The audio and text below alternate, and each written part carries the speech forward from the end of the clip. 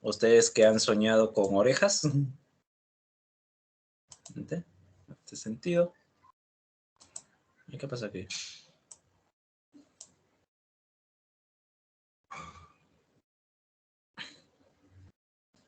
Un momento, justamente esta es la última clase, pues, del básico, ¿no? Justamente, vamos a ver aquí, si puedo encontrar aquí para hacer algo, algunos, ¿cómo se llama? Algo, un pequeño repaso sobre lo que vimos la semana pasada, que era, pues, en suma medida el indigenismo. Buenas noches, buenas noches. Vamos a ver, aparece mi máquina está lenta.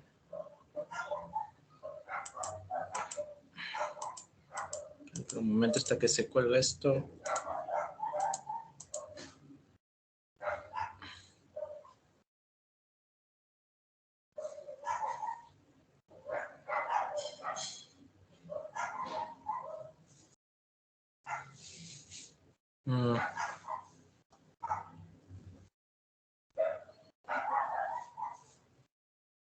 De muy largo aquí.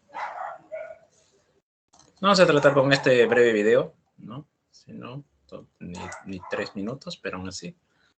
Vamos a ver aquí como para tener fresco, pues, en la mente lo que habíamos desarrollado la semana pasada. A ver, permíteme un momento. Está tanto lento todo esto.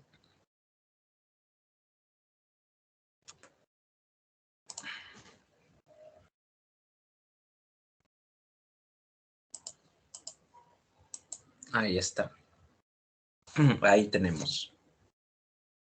Aumentar la pantalla.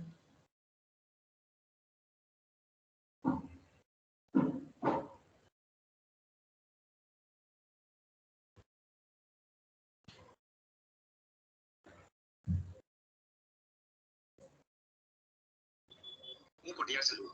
Hoy traigo un video que había sido pedido hace mucho. Se trata de un tema de importancia regional y de un legado que trasciende en muchas épocas. Me refiero al indigenismo. Y hoy te mostraré un breve resumen de todo lo que tienes que saber al respecto. Espero de todo corazón que disfruten el video.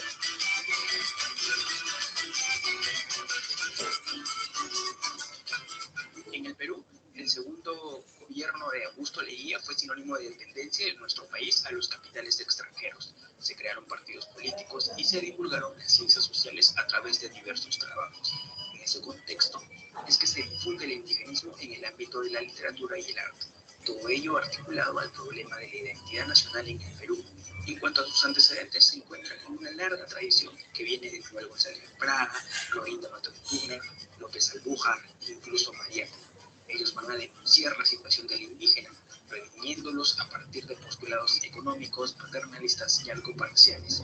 Por esa razón, este enfoque tendrá algunas limitaciones, a diferencia de las perspectivas que plantean los indigenistas, como Arguedas o Sigo Alegría.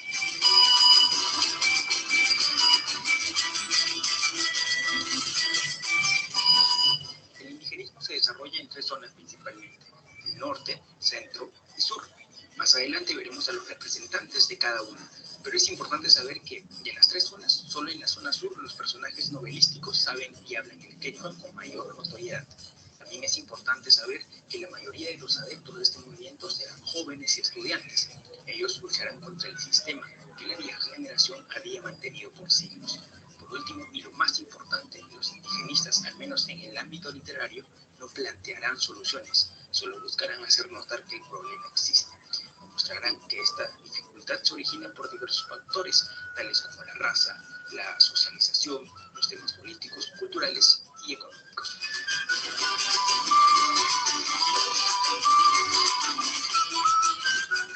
Tendremos a tres representantes básicamente.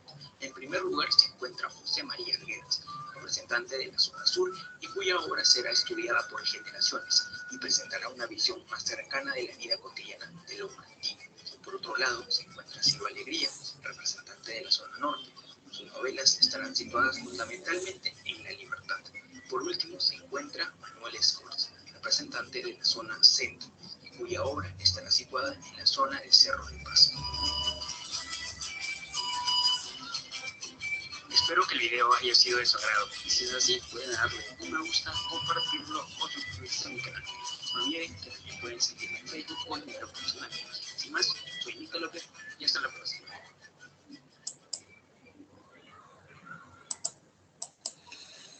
Ahí está, bastante sencillo, un resumen bastante conciso. Hoy traigo un video que había sido pedido ¿Qué? hace mucho. ¿Por qué lo reproduce de nuevo si lo había puesto? Otra cosa. No, como está diciendo, un video bastante conciso, bastante, ¿no? Justamente resumido acerca de lo que es, pues, el rol y la importancia del indigenismo, ¿no? Justamente como una de las bases de la identidad nacional y también la latinoamericana, ¿no? Justamente, ¿qué somos nosotros como latinoamericanos? ¿Qué somos nosotros como peruanos? ¿Cuáles son las raíces de nuestra identidad? ¿Por qué muchos de ustedes tienen imágenes, pues, justamente de cantantes de K-pop, ¿no? Cuando deberían estar escuchando Wayno. ¿Para qué muchos de ustedes quieren vender un riñón, ¿no? Para un concierto de Bad Bunny, cuando las entradas para ver a Vencia Mesa y a Tina Pauker están relativamente baratos, ¿no? Está baratito, ¿no? La entrada viene con una pistola y una botella de cerveza de regalo, ¿no? Básicamente.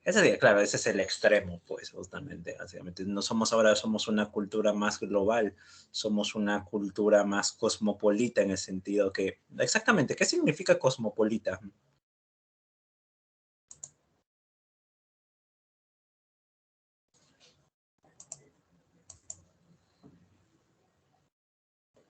¿Alguien sabe lo que significa cosmopolita?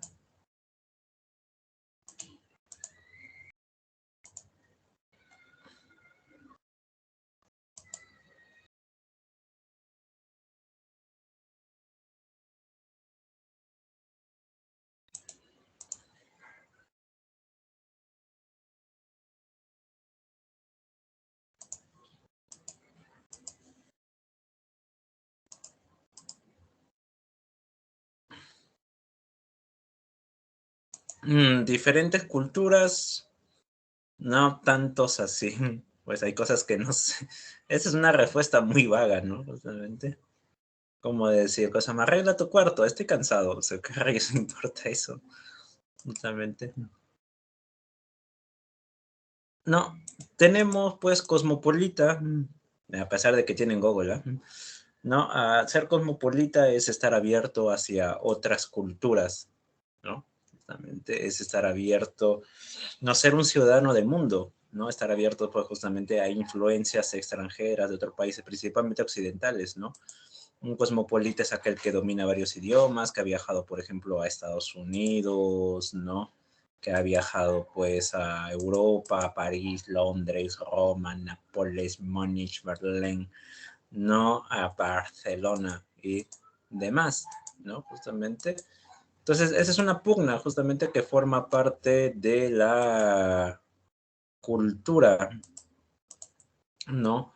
Latinoamericana, ¿no? Justamente forma parte, justamente, somos un mundo más global, ¿no? Un mundo justamente con bastante movimiento migratorio, ¿no? Por eso se ha extendido el coronavirus.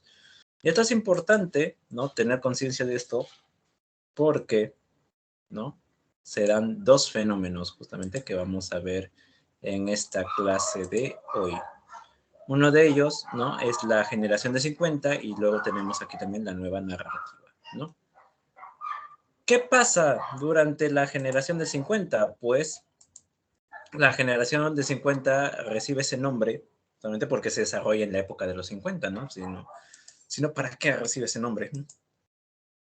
Pero, ¿no? Se desarrolla en un contexto particular que es, pues, ¿no?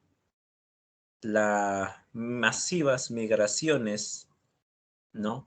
Desde el Ande, desde provincias hacia la ciudad de Lima, ¿no? Realmente cientos y cientos de migrantes provincianos, ¿no? Realmente se mudan hacia la ciudad. Ahora bien, ¿por qué? ¿Por qué las personas migran de un lugar a otro?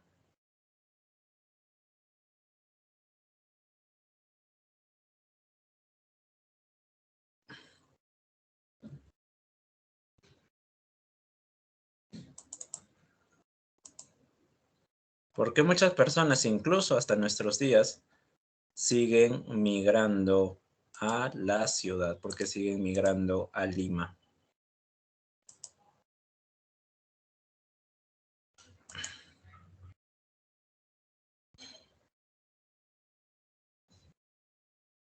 Claro, buscando oportunidades, ¿no? Nuevas mejoras económicas, ¿no? Lima es lamentablemente el lugar donde en nuestro país y por muchas diferencias se pueden encontrar mejores, ¿no?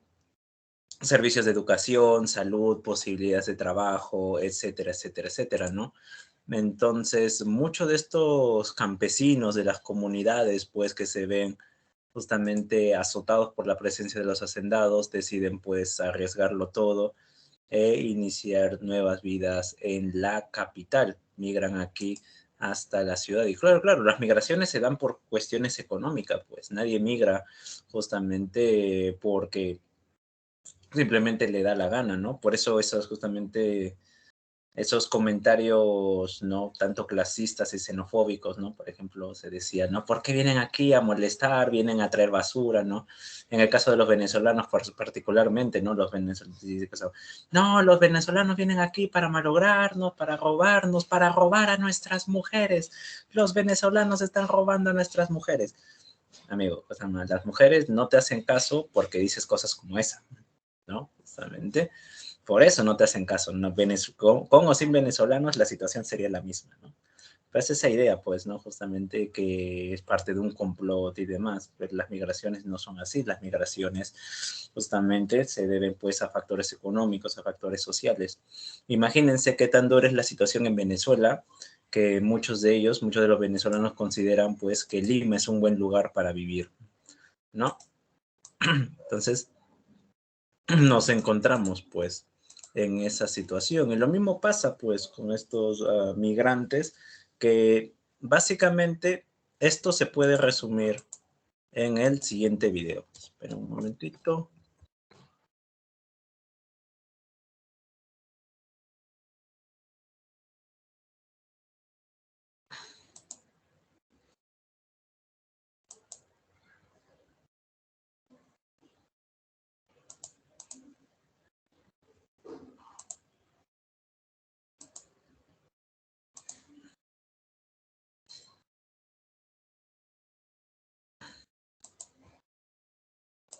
Aquí está. Está. Preparen los oídos.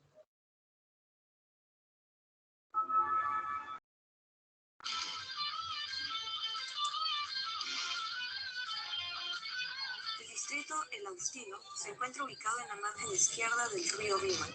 Su nombre deriva de la Orden de San Agustín, que radicó en el Perú en 1551. En 1807, el entonces fundo El Agustino es vendido a Simón Díaz de Arraba.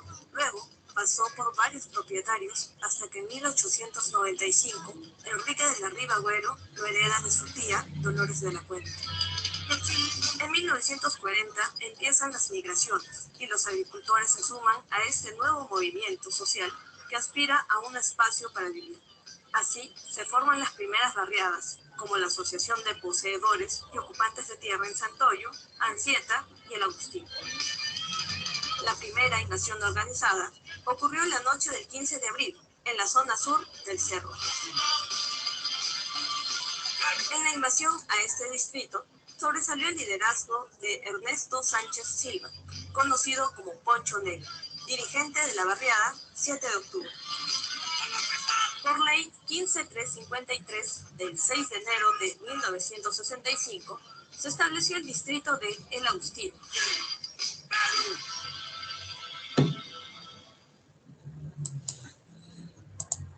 ¿No? Ahí está. Esto es justamente el proceso de Lima, ¿no? La primera asentamiento humano se dio, la primera barriada surgió en el Agustino. Y si ustedes han estado en el Agustino, se habrán dado cuenta de que literalmente, creo que es el Cerro del Pino o es el cerro, mismo Cerro del Agustino, pero que uno de esos dos cerros creo que es el Pino, ¿no? Está completamente cubierto de casas. Eso creo que es algo único en el mundo, ¿no? Un cerro completa hasta la punta, literalmente la cima del cerro la han mochado y, ¿no? Han puesto una casa ahí.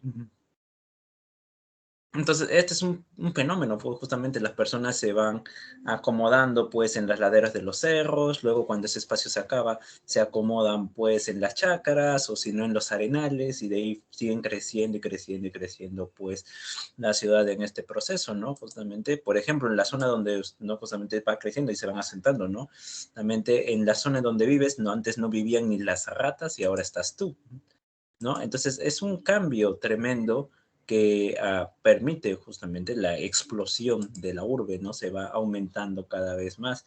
Y hay que tener en cuenta algo bastante claro, pues, ¿no? Lima es una ciudad pésimamente organizada, pésimamente organizada, ¿no? Justamente desde los distritos periféricos, ¿no? La gente va hacia sus centros de trabajo que está en el centro y del centro, ¿no? Luego en la noche, ¿no? Vuelven a sus hogares, hacia los sitios periféricos. Por eso justamente Abanca y Tacna, que son las dos únicas vías principales que alimentan esto, ¿no?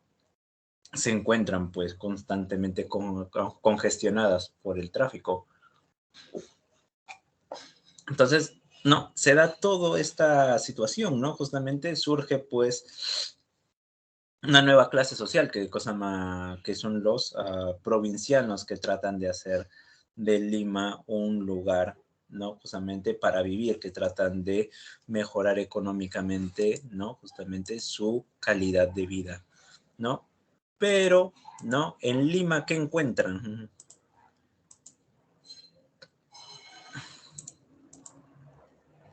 Encuentran esa, justamente, ese estilo de vida que tan ansiado por ellos.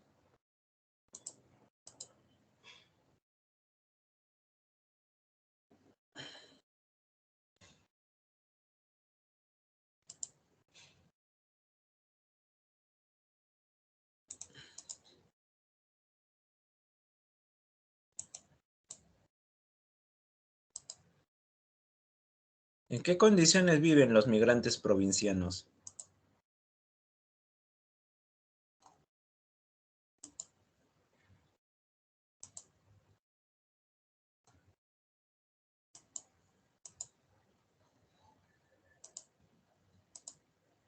¿Alguien?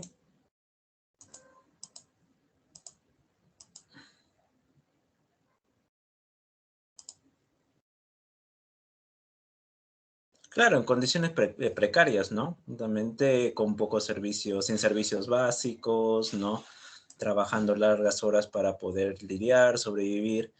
Entonces, dentro de este contexto, pues, obviamente, ¿no? Justamente, ¿qué surge? En medio de la pobreza, ¿qué males surgen?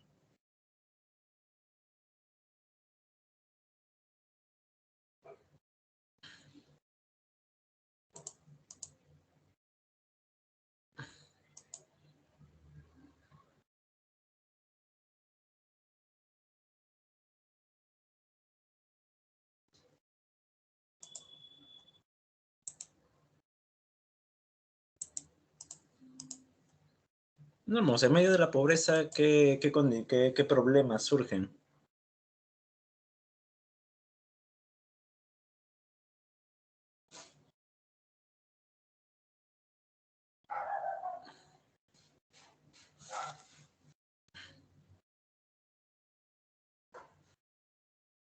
¿Alguien?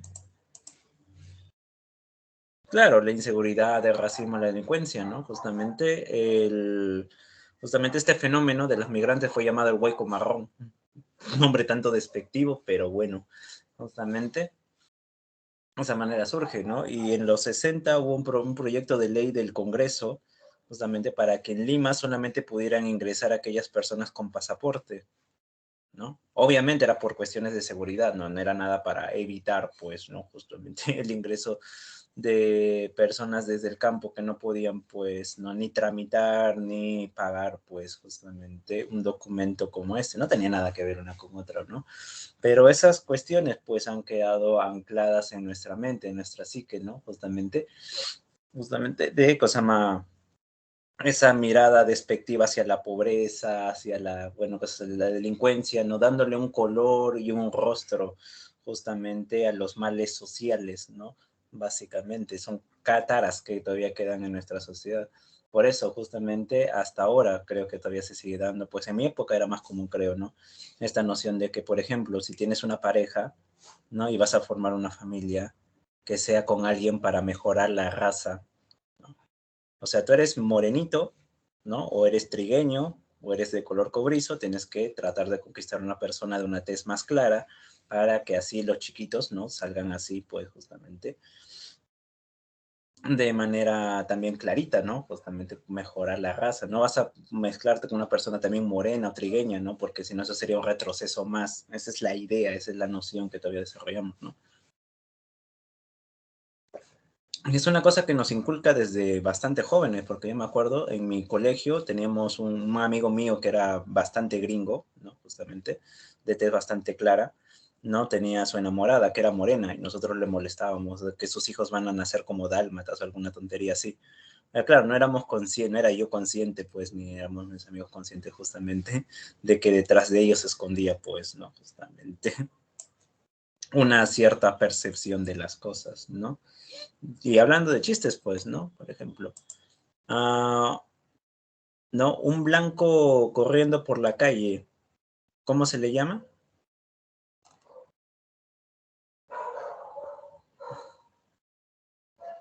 Un blanco, una persona blanca corriendo por la calle, ¿qué es?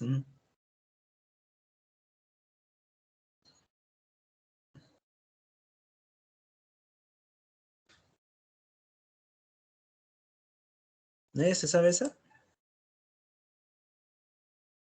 Ustedes no tienen vida social.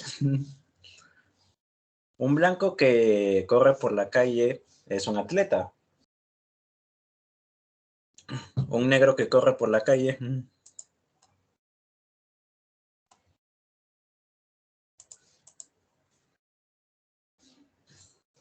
¿qué es? Un delincuente, un choro. Es lo que son esa clase de chistes que son viejos, pero que se mantiene ahí en nuestra mente, ¿no? Blanco sube cerro, es alpinista, ¿no? Cholo sube cerro, va a su casa, ¿no? Entonces son estas taras sociales que todavía se mantienen en nosotros, ¿no? Justamente y es producto justamente de toda esta, de la nueva Lima que deja de ser pues la ciudad colonial, la ciudad pues de cosa más, el jardín la perla del Pacífico, la 3 veces coronada Villa y demás cosas, y se convierte pues en la Lima Chicha, la Lima del caos, ¿no? Justamente la Lima del monstruo del millón de cabezas, como decía con Grains, o la gran mandíbula, como la señala Ribeiro, ¿no? Entonces, no, Lima se convierte pues en una sociedad mucho más caótica, violenta, ¿no? Donde uno, cosa más así, ¿no? O eres depredador o eres presa, es la ley de la selva, ¿no? Básicamente. Y donde pues justamente, ¿no? Actos, ¿no? ¿Qué cosa más? Que no podrían ser parte de una ciudad civilizada, aquí se dan pues constantemente, por ejemplo, ¿no? ¿Ustedes conocen el muro de la vergüenza?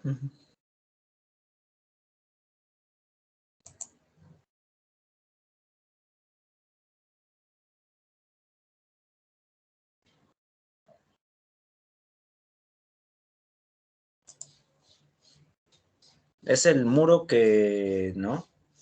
Es una muralla que separa la Molina de Santa Anita, creo, ¿no? Claro, en una parte, a un lado del cerro, está pues un asentamiento humano, ¿no? Una urbanización, hay casitas prefabricadas, otras ya construiditas, pero no, bastante humilde, bastante sencillo. Y al otro lado están las casuarinas. Al otro lado están las benditas casuarinas, ¿no? Justamente con todo lo que eso conlleva, ¿no? Justamente con todo el gasto que hay ahí. Justamente casas de millones y demás, ¿no? Porque no es lo mismo vivir en un cerro que vivir en una loma, ¿no? Son cositas distintas, ¿no? Por un lado, puedes vivir puede ser la misma formación geográfica, pero por un lado es un cerro y por el otro lado es, ¿no? Justamente las lomas. Esa es la parte del pensamiento limeño, lamentablemente, como digo, estamos muy en este pensamiento racista, clasista, discriminador, de ver la ciudad y la vida como si fueran escaleras, ¿no? Que hay que escapar, ¿no? Que hay que el cholo cholea a otro más cholo que él, ¿no? Y demás, está bien anclado en nuestra forma de expresarse en lo que es nuestra cultura, ¿no? Desde la más temprana edad. Y por eso, ¿no? Algo como justamente el muro de la vergüenza es algo que, ¿no? Es algo que, no malo que se acepta, como si fuera normal. Claro, el monstruo de millón de cabezas, porque Lima es esto, pues. ¿Nunca han estado en la parada a las 6 de la tarde? En la estación, en las estaciones del tren del centro. Es el monstruo de millón de cabezas. Las ciudades, ¿no? Justamente, aparte de Lima y demás, ¿no? Justamente, pues ustedes no tienen vidas, ¿verdad? Justamente. O no son de Lima. Porque si no son de Lima, esto explicaría mucho, ¿no? Justamente, ¿no? Vayan a Gamarra hacia las 2 de la tarde una vez, y son cosas más, la mente, todo enmarañado, pues. O el centro de Lima, el Girón, cosa más, el Girón de la Unión a las 6 de la tarde. Todos ahí, ¿no? Justamente moviéndose constantemente sin mirar unos a otros. No, como en esas películas que muestran a Nueva York, en Nueva York justamente todos ahí caminan, todos en su mismo, cosa más, todos en su mismo mundo, preocupaciones, ¿no? Justamente chocando ahí entre uno y otro, ¿no? Por ejemplo, ¿no? Ese es el monstruo, pues la maraña, las grandes multitudes, ¿no? El saludo neoyorquino se dice naturalmente es un dedo medio y fuck you, ¿no? Te dicen fuck you. Esa es la vida en la ciudad, ¿no? ¿No?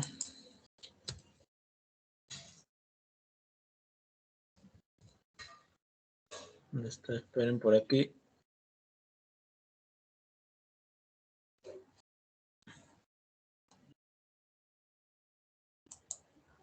Ahí está. Este es algo que, ¿no? Justamente, esta noticia aquí lo que les voy a mostrar es algo que identifica cómo es la vida en la ciudad, ¿no? Aquí está. No es Lima, es París, pero de todos modos, ¿no? Aquí, un fotógrafo famoso, ¿no? René Robert, muere congelado en las calles de París tras una caída.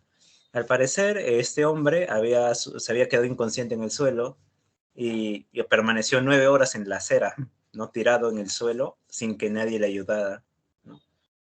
Y murió prácticamente pues congelado.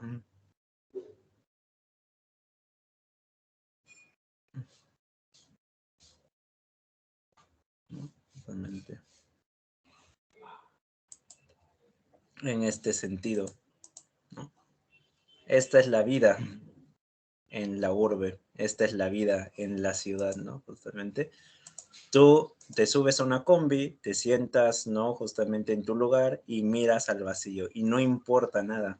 Yo he estado en combis donde había una chica que estaba llorando, ¿no? Creo que por algo porque le pasó a un familiar suyo y nadie hacía caso, ni siquiera yo, que estaba palteado, ¿no? Miraba de frente nomás por la ventana, una chica estaba llorando, ¿no? Y estaba creo con mi papá, decía algo así, y nadie hacía caso, nadie la consolaba, ¿no? Al final se bajó sola. Y cuando ella bajó, como si nada, ¿no? Todos seguíamos con nuestra vida. Esa es la vida en la ciudad, pues. Esa es la vida en la urbe, ¿no? Tienes que ser frío, indiferente, cínico para poder vivir en una ciudad como esta, pues, ¿no? Digo, si no se es depredador, se expresa, ¿no? Ese punto. Y eso es lo que hace la narrativa de la generación de 50. La narrativa de la generación de 50 muestra este mundo, ¿no? La narrativa de la generación de 50 muestra esta realidad, ¿no? Justamente, personajes marginados, principalmente los migrantes, que tienen que vivir en barriadas, ¿no? Justamente, y tienen que lidiar con este mundo, ¿no? Por ejemplo. Esa es la realidad, ¿no? Justamente. Esta es la Lima en la cual nosotros vivimos. A las personas que suben en las combis, ¿ustedes las ayudan? Le dan su monedita, sus 10 céntimos, sus 50 céntimos. Ahí. O cuando están en la calle y ven a las personas. Ese es el gran problema. Esta es parte del cinismo de vivir en una ciudad en Lima, pues, ¿no? Justamente. Depende, rara vez. Y ese es el problema, porque no, muchas veces piensan, este debe ser un estafador, o este debe ser, pues, ¿no? Justamente algún drogadicto, ¿no? Que justamente le estoy ayudando a comprarse su quete de cocaína, ¿no? Y demás para que fume, ¿no? Justamente. Pero y si es verdad, y si no, pues, entonces, ese es el punto, pues, ¿no? También, ¿no? Es que esa es la realidad, pues, ¿no? Justamente. No se puede confiar, en una ciudad como Lima no se puede confiar en nadie. Siempre tienes que asumir lo peor de otros, ¿no? Esa es la cuestión, pues. Esta es la vida en Lima, ¿no? Bastante. Háganse un favor, ustedes mismos, y cuando tengan la oportunidad, suban al tren, al tren de Lima, y viajen de una estación a otra, desde la primera hasta la última estación. Súbanse, ¿no? Y ahí van a ver cómo radicalmente, y vean por la ventana, ¿no? La mente. Pero cuando tengan posibilidad, pues digamos, ¿no? Todos andan y me roban ese es ese punto, ¿no? Pero cuando tengan la posibilidad, pues un día, pues tipo feriado, ¿no? Justamente así a las 9 a las 9 de la mañana, 10 de la mañana, que están mucho menos ocupados del tren, ¿no? Se suben al tren, al tren de Lima y se van de la primera estación hasta la última. De ahí van a ver cómo cambia radicalmente Lima de estación en estación, que es increíble, que es básicamente como si tuviéramos tres países al mismo tiempo. Es una cosa. Eso es lo que muestra, pues todo este mundo, toda esta realidad muestra la generación del 50, ¿no?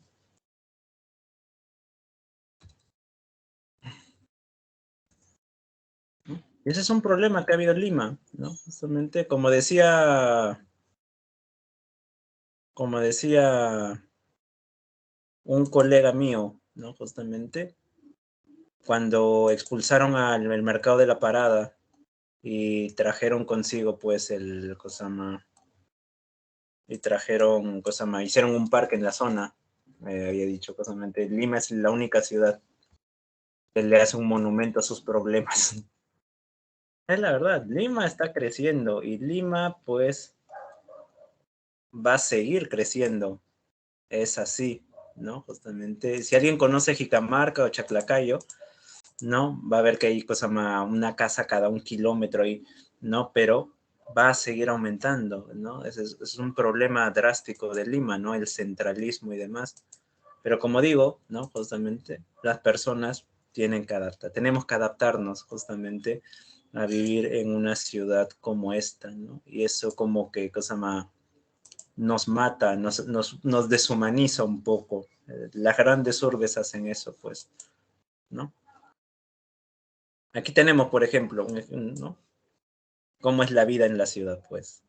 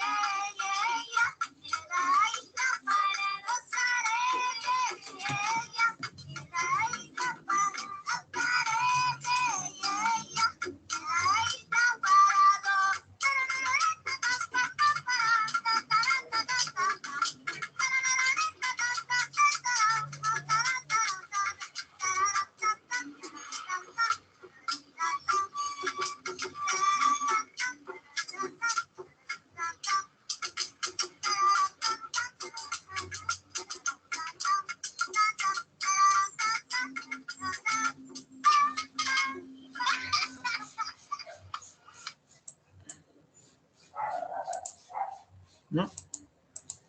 Esa es la nueva Lima, pues.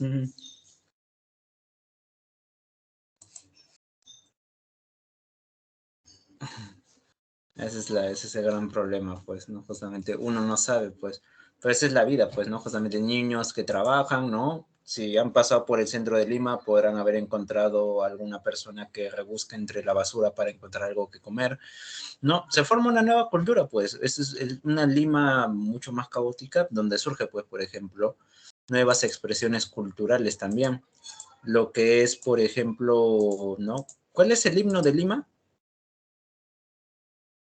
¿Cuál es el himno de de la Lima Chicha?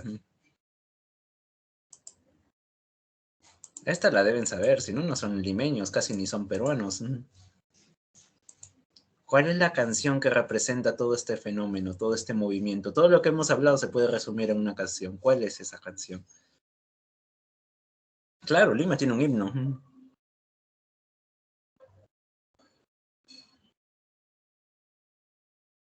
¿no?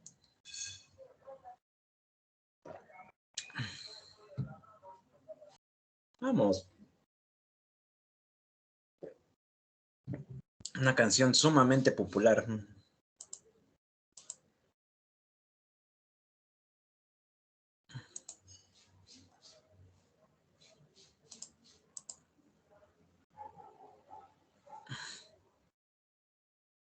Bueno, en realidad ustedes no son limeños, ¿no? Para ser limeño realmente limeño tienes que ser nieto de limeños también, nietos y padres limeños, ¿no? La gran mayoría de nosotros, ¿no? Somos hijos de provincianos, por lo cual somos segunda generación, básicamente. Eres hijo de migrante más que limeño. Esa es la diferencia.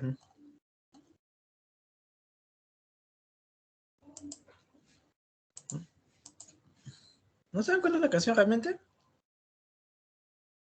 Claro, no nacen en Lima. Muchacho provinciano, es tan claro. Soy muchacho provinciano, me levanto muy temprano para ir con mis hermanos, a trabajar. No tengo padre ni madre, ni un perro que me ladre, solo tengo la esperanza, de progresar. Tu. ¿No? Cuando Chacalón canta, los cerros bajan, pues, ¿no? When Chacalón sings, the hills come down. Es esa. Esa es claro, ese es el himno del migrante, ¿no? Porque representa, pues, sus anhelos, sus esperanzas, sus sueños de progresar, pues. Por eso es tan popular, pues, la música chicha entre los migrantes y entre los hijos de migrantes, porque forma parte de sus experiencias, habla acerca de ellos. Por eso, Muchacho Provinciano, una canción capital en la historia peruana, justamente. Te podrá gustar la chicha o no, pero es una canción importantísima porque no condensa todo el sentir de esta época, básicamente. Él usa un lenguaje coloquial y vulgar, ¿no? Justamente con las cosas más, las jergas y demás, todo ello se alimenta, pues. Todo ello se da aquí también. Es algo justamente de lo cual ser consciente, ¿no? Es la nueva Lima, ¿no? Justamente. Pero claro, esta Lima, pues justamente esta lima chicha, ¿no? Justamente es producto, pues, de la combinación, pues, justamente de huaynos, cosamandinos, cumbia selvática, cumbia del norte y rock psicodélico de los 70, ¿no? Ah, sí, al fondo y sitio también. Es que el problema es que al fondo y sitio representa de manera muy simplista la dinámica social del Perú, ¿no? De manera muy simplista, muy light, muy acartonada, ¿no? Claro, también es una comedia para consumo popular, pero aún así, ¿no? Justamente. Es básicamente cómo se verían los conflictos sociales desde alguien de clase media alta, ¿no? Desde el clase baja, esa no es la perspectiva, pero claro, apela pues a mucho para el público popular, ¿no? Historias de amor, cumbia y demás, ¿no? Pero claro, aquí también pues las nuevas generaciones, ¿no? Justamente ustedes, por ejemplo, que están pensando, ¿no? Justamente con cuál de los dos riñones pueden vender para ir a un concierto de Bad Bunny, ¿no? Están más abiertos, pues, justamente a influencia extranjera. Y eso es lo que pasa aquí también en la literatura latinoamericana. Tenemos aquí lo que es la nueva narrativa hispanoamericana, ¿no? La nueva narrativa, ¿no? Justamente implica justamente la influencia de las técnicas vanguardistas europeas al contexto americano, ¿no? Realmente la influencia de las técnicas provenientes de Europa. Tenemos, pues, por ejemplo, el monólogo interior. ¿En qué consiste el monólogo interior?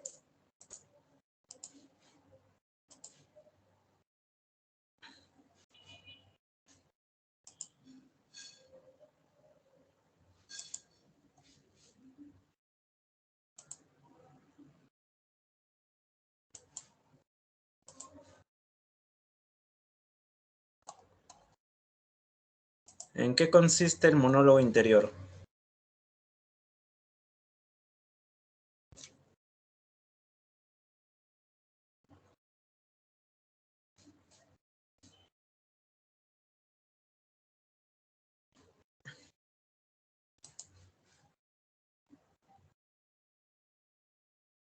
Sí, los pensamientos, la representación de los pensamientos tal y como están en la mente de del protagonista, de quien habla, ¿no? Tal cual se presenta en su mente, por ejemplo.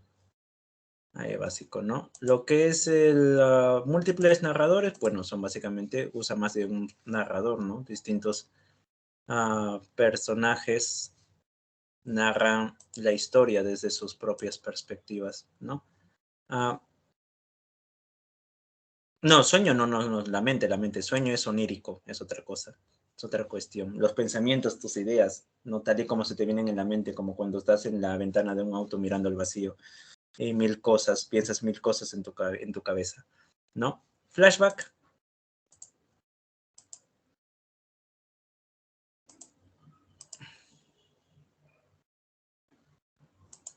¿Qué es el flashback?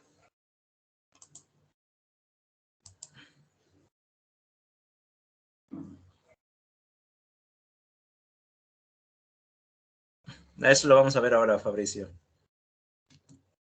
Sí, recuerdo, ¿no? Salto hacia un recuerdo, hacia el pasado, ¿no? Narrador objetivo es aquel que observa las cosas tal y como son, ¿no? Justamente.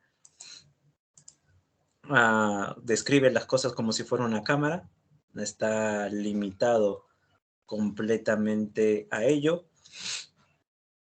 Y las cajas chinas, ¿no? Por si acaso, las cajas chinas no sirven para hacer chancho, realmente.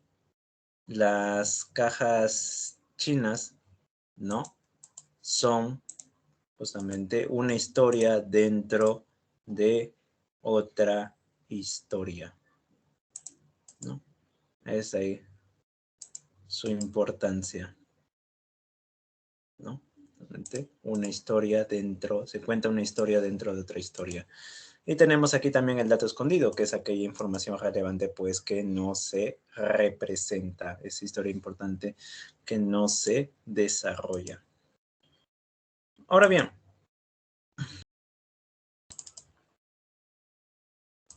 ¿no? Aquí, ¿no? Justamente estas técnicas son desarrolladas por los europeos, claramente, pero,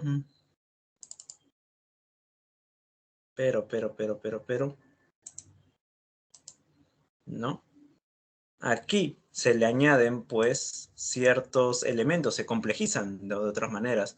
Por ejemplo, tenemos la incorporación de elementos irracionales, tales como es lo lúdico, lo que es el juego, ¿no? Por eso ludopatía. Ludopatía es adicción al juego, básicamente, ¿no? Pero aquí, ¿qué quiere decir con lúdico en literatura? Es decir, que se juega y se experimenta con la estructura del lenguaje. Por ejemplo, ¿alguien sabe lo que es rayuela?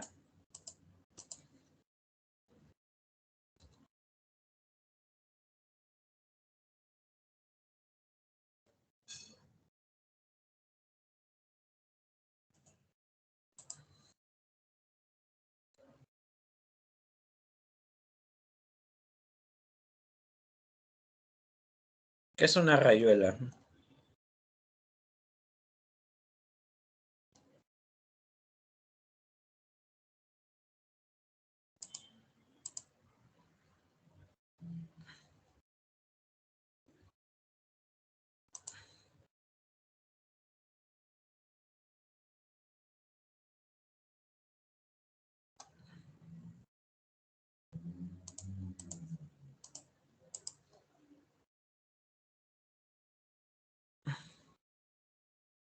Vamos, ¿qué es? ¿Cómo se le conoce en Perú a la rayuela? ¿No han jugado todos ustedes, o al menos lo han visto jugar en alguna etapa de sus vidas?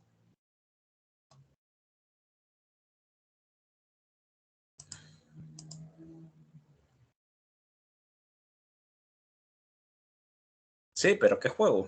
Avión. O mundo. También se le conoce como mundo. Mundo o avión. Esa es la rayuela. En Argentina se la conoce como rayuela, ¿no? ¿Y esto qué tiene que ver? ¿No? Que rayuela también es el título de una novela que está conformado por 177 capítulos, algunos bastante breves, ¿no? Entonces, ahí puedes leer la novela como una novela normal, pues inicio, nudo, desenlace, ¿no? Vas a estar tranquilo, ¿no? Justamente ahí, capítulo 1, capítulo 2, capítulo 3, capítulo 4 y normal, ¿no? O también lo puedes leer como te lo indica el autor, ¿no? Página inicias justamente con el capítulo 73, luego pasas al 1, luego al 74, luego al 2, luego al 105, luego al 7, luego al 18, luego al 23, luego al 51, luego al 47, etcétera, etcétera, etcétera, etcétera.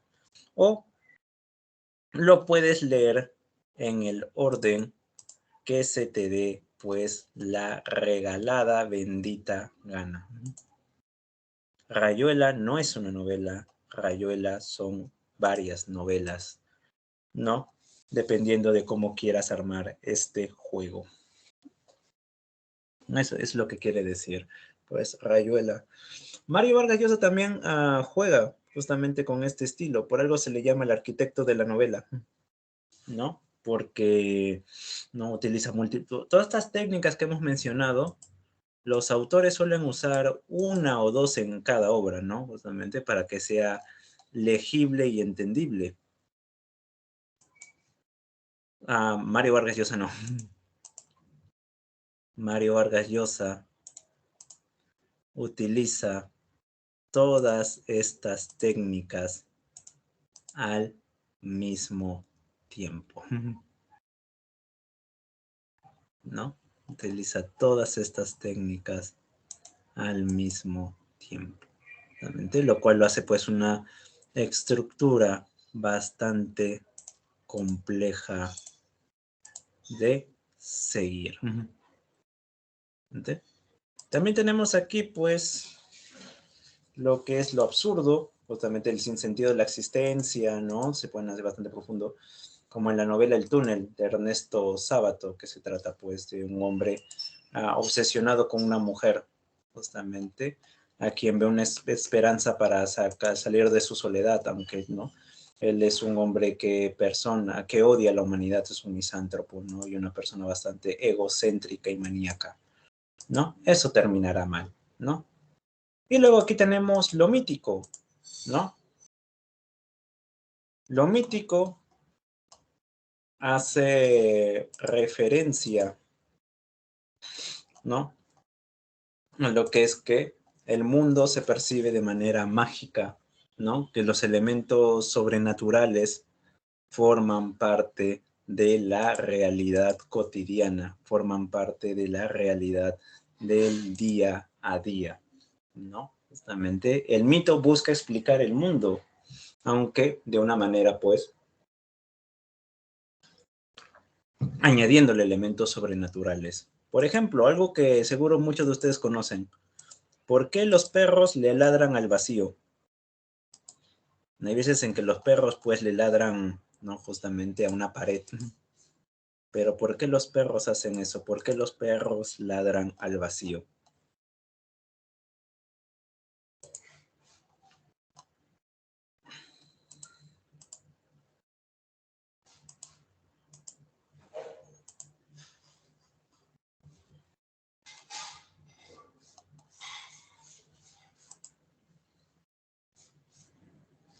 Claro, porque ellos pueden ver a los fantasmas, ellos ven a las almas en pena, ¿no? Y por eso se dice de que si tú quieres ver a los muertos, lo que tienes que hacer es ponerte, ¿no? Justamente tienes que agarrar la lagaña del perro y pasártelo por tus ojos. Si tú te pasas la lagaña de perro por los ojos, puedes ver a los muertos, ¿no? Claro, yo no digo que hagan eso, porque lo más probablemente que vean será pues la chancleta de su señora madre golpeándolos por todo lo que ha tenido que gastar para curar esa conjuntivitis brutal que han contraído. Ay, yo quería ver a los muertos te voy a enviar yo, imbécil, ¿no? Eso es lo más probable, ¿no? Pero representa pues esa idea, esa noción justamente de que hay una explicación mágica, sobrenatural en el mundo, ¿no? ¿Cuántos de ustedes han sido secuestrados por duendes?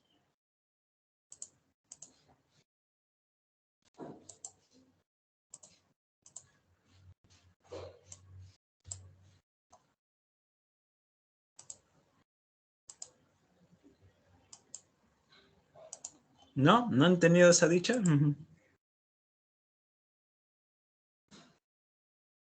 ¿No han tenido esa ventaja? El duende que captura a los niños no bautizados, ¿no? Justamente. Y que vive, pues, ¿no? En justamente ¿cómo se llama? En los higos, no en las higueras. En las higueras es la palabra que me estaba faltando ahí. Por persona, vaya, ok, eso es más complicado. Pero esa es la creencia, por si acaso. Bueno, secuestrado por, cosa más, su compañero fue secuestrado por personas, no prefiero no preguntar, ¿no? Eso también merece una explicación, pero prefiero no preguntar para no meterme en problemas, ¿no? Pero el secuestro por parte de duendes, pues justamente es esta creencia. Wow, justamente en ese sentido. No, digo, lo que se llama en el caso de los duendes, justamente, como digo, el mito es una cuestión de fe. En el mito, tú crees. El mito es una cuestión de creencia. No buscas razonar, no buscas lógica con el mito. Simplemente le das, ¿no? Justamente una explicación, no le das una explicación. Sirve para darle sentido, pues, a lo sobrenatural. Pero esto así, bueno, es lo que dicen muchas personas. Si he visto duende, por ejemplo, los mineros ven duendes en el Ande, en la sierra, no dicen qué cosa más, ahí está el Muki, por ejemplo. Y ahora, muchos de ustedes me podrán decir, ¿y esto qué tiene que ver, no? Con lo que es, pues, no literatura. Porque, ¿no? Gracias a la presencia de lo mítico, se desarrolla, pues, una técnica denominada realismo mágico, ¿no? El realismo mágico consiste en ver, ¿no? Considerar lo mágico como normal y lo normal como mágico, ¿no? ¿Qué quiere decir esta cantinflada? Ver lo normal como mágico y lo mágico como normal. ¿No? Justamente. Por ejemplo, yo había leído una crónica, ¿no? Justamente, de que cuando llegó el primer auto al Cusco en los años 20, 30, ¿no? Justamente los campesinos de la zona, le llevaban alfalfa.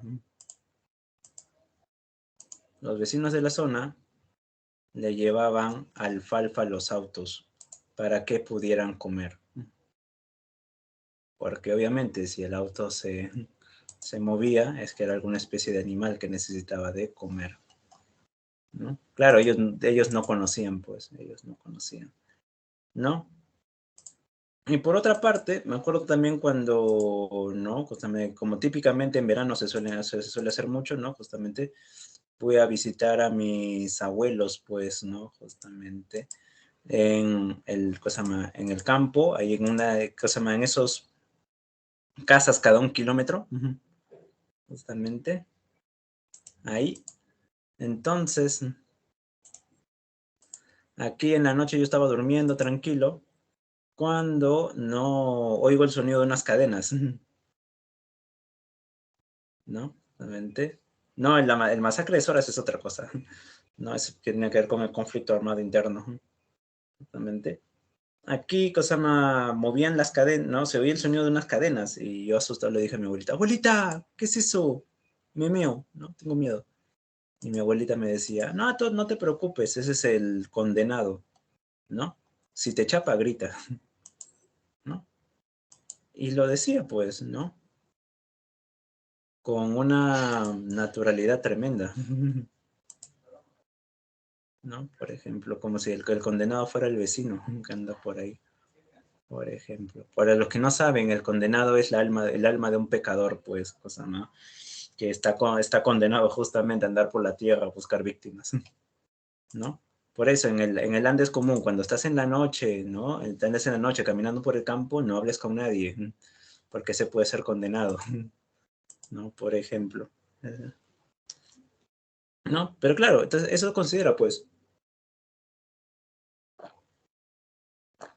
lo normal como mágico y lo mágico como normal, ¿no? Es una cuestión de perspectiva, ¿no? Por ejemplo, en lo que es considerada pues la mejor novela del siglo XX, aunque yo difiero, para mí es Pedro Páramo, en 100 años de soledad, por ejemplo,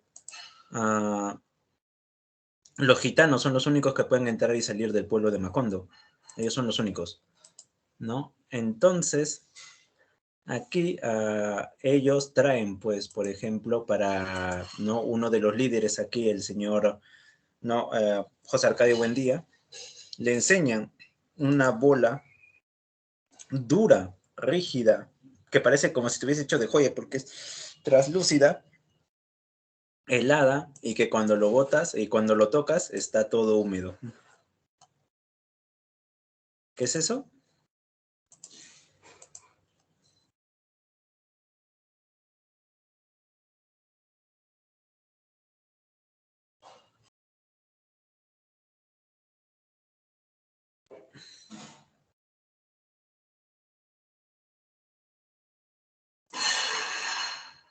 ¿Qué es eso? Una bola rígida, helada, traslúcida, que siempre está húmedo. Está todo helado.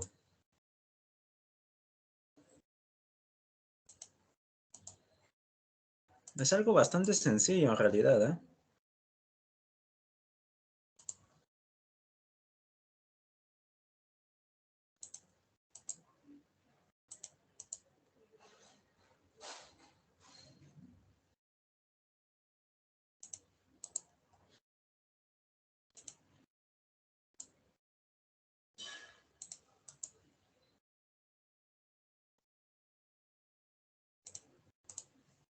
¿Alguien?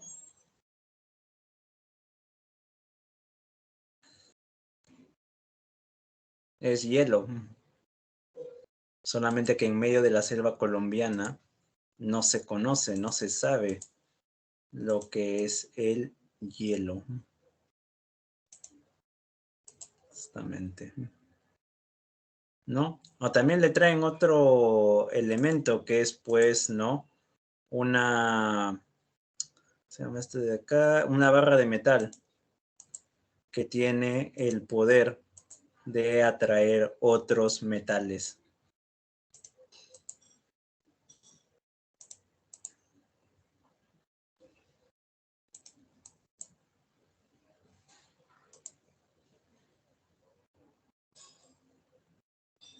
¿Qué sería eso? Un metal que tiene el poder de atraer otros metales. Un imán. Claro, tampoco conocían pues el imán. Así que para ellos, obviamente, era un elemento mágico. En cambio, en Cien años de soledad también hay una escena en donde había una muchacha llamada Remedios la Bella, Remedios de Beauty, ¿no? Que era justamente la más bella entre todos, entre todas, ¿no? Justamente, aunque era una muchacha que andaba rapada, no le gustaba no comer tierra y cal de las paredes, ¿no? Justamente, pero era hermosísima, ¿no? Y un día, ¿no? Justamente ella estaba en su baño, en la tina de su baño ahí, ¿no? Lavándose, cuando un hombre trepa al techo de su casa, ¿no? Saca la cosa, mete la cabeza en el hueco que justamente estaba por encima del baño y la ve a ella desnuda. Y él, cosa mal, dice, te amo, te adoro. Y ella se echa a reír, te vas a caer. Y él, no, yo te adoro, yo te amo, por favor, acércate, acércate, quiero casar contigo. Y ella, te vas a caer. Y él sigue metiendo el cuerpo dentro de, ¿no? El hueco del techo hasta que pierde el equilibrio, resbala y cae de cabeza contra el suelo y su cráneo se parte en